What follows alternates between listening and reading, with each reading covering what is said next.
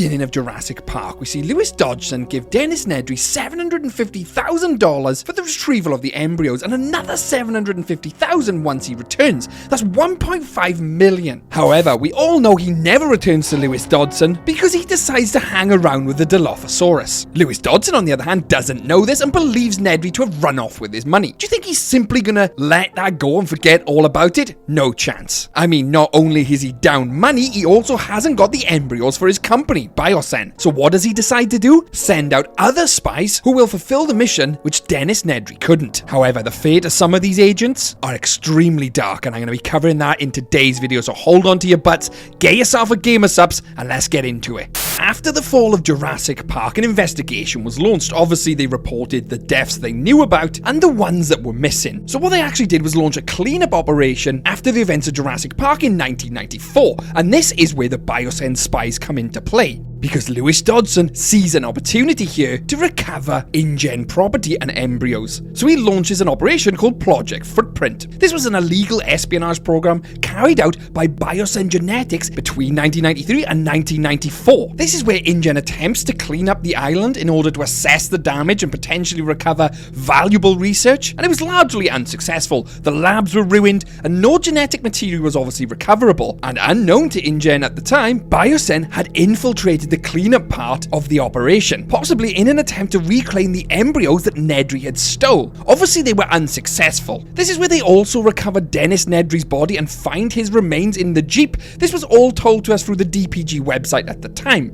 But this was all on Isla Nublar, the first island, because we all know there was a second island, Isla Sorna, where they bred the majority of the animals and was considered the factory floor. They would breed them here before moving them into the park proper on Isla Nublar. After the fall of Jurassic Park, this is where Lewis Dodgson saw his opportunity, saw his chance to get more information, more research to further advance his company, and he decided to take that in 1998. This is where InGen went back to the island for Project Regenesis, where they basically done the illegal cloning of the Spinosaurus, Ankylosaurus, Ceratosaurus. But what they didn't know is Bioen actually infiltrated this team. They paused as InGen scientists and joined them and stole their research. And not only that, when InGen scientists left in 1999, Bioen continued their research on that island for a further 12 months. But very little is known about what happened to these spies on Isla Sorna during that 12-month period. Almost nothing is recorded, only in tiny bits of media, which we can use to piece together to what happened. I'd also like to point out that Bioen has been featured as the main villain throughout the franchise in non-canon media. Just look at the games Jurassic Park on Sega. The player would battle against Bioen soldiers near the end of the game and take their helicopter. The Lost World Jurassic Park video game for PlayStation shows the human hunter, a Bioen spy, Jurassic Park trespasser. Now I want to come back to that later on. 2015, Jurassic World the game also goes on about Bioen taking an interest in Jurassic World's Therizinosaurus DNA. There's plenty more examples, but I don't want to go into detail on that because it's not super relevant to the video. I just wanted to point out how they are prominently in Jurassic Park's history, even if you don't see them all that much.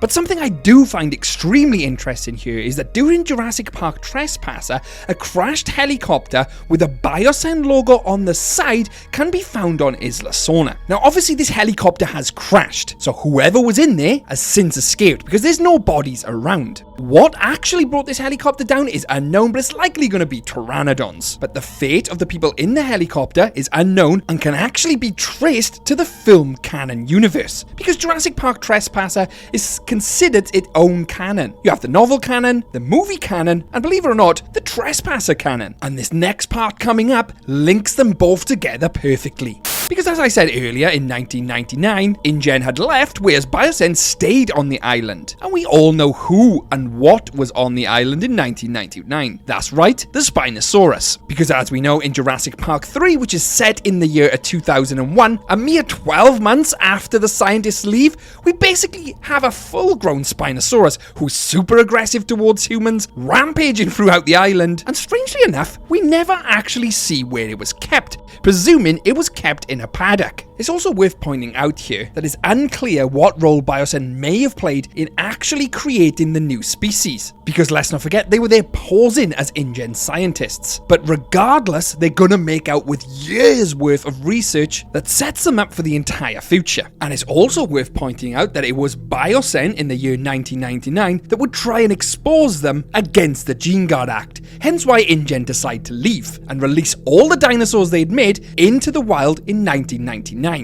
But the Bioen scientists remained on Isla Sorna for 12 months, but nothing is known about them after their initial 12 months period. Did they leave the island, or were they killed? Numerous skeletons are obviously seen throughout the movie universe on Isla Sorna, such as the skulls in the nest of the pteranodons in Jurassic Park 3. Numerous other bones and skeleton remains are seen throughout the island. Could these be the Jurassic Park scientists? It's hard to say without a direct link or correlation, because they could be members of the mercenary group back in the Lost World in 1997, let's not forget. This right here, what you can see on screen, is a document from the Dino Tracker website, which was canon to the Jurassic World franchise. It was a hidden document and is canon, and it shows us there was at least one agent secretly working for Bioen in 1999's operation. It also canonically lists everything I've just talked about: the embryo requirement in 1993 by Dennis Nedry, Project Footprint, which was them going to Jurassic Park for the cleanup operation, Project Regenesis in 1999 to 2000,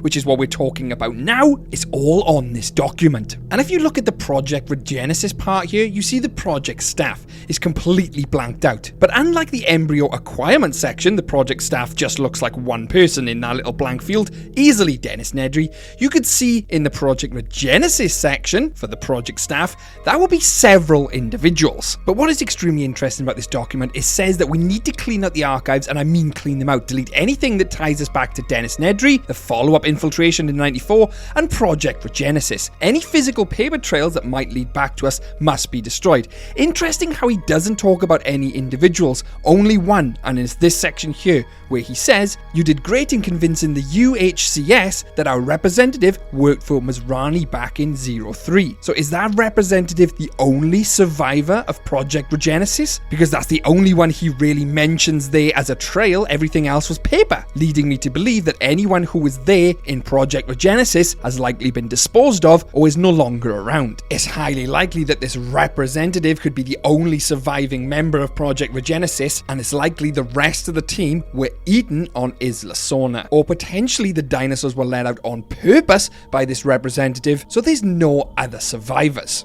I mean, they had to convince the UHCS, which is basically the people who passed the Gene Guard Act in Jurassic Park, that their representative worked for someone else. Why would they want to do that? Because they wouldn't want to be affiliated to this person who had all the people on Isla Sorna directly or indirectly killed. Either that, or they wanted to continue their undercover operation with this representative. The likelihood is that when InGen released all the animals back in 1998 before they left the island, that included the Spinosaurus relentlessly chased and hunted down the remaining scientists over the 12 months where they continued to try and do research. Lewis Dodgson and Bioen are not going to care about these scientists on the island. He didn't care about the animals in Dominion or any of the staff. He just wanted his profits. So he had this representative, the only survivor. Everyone else was expendable. He didn't need them all to bring the research home. He only needed one. Who knew Jurassic World and Jurassic Park had so much behind the scenes lore told to us in other media? So as to what really happened to the Jurassic Park spy on Isla Sorna? Well, there was more than one, and they all died apart from one, in a dark twist of fate.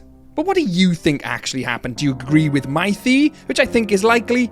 Or do you agree that they all made it off the island unharmed, which would kind of contradict this Sorna email? But I'd love to hear your thoughts in the comment section below. I'd like to thank my YouTube members, which are on screen now, and a special mention to DVM Wannabe 1018. You guys keep the power on in the park. And if you were left on Isla Sorna, can your day get any worse? You bet Jurassic can. Catch you later.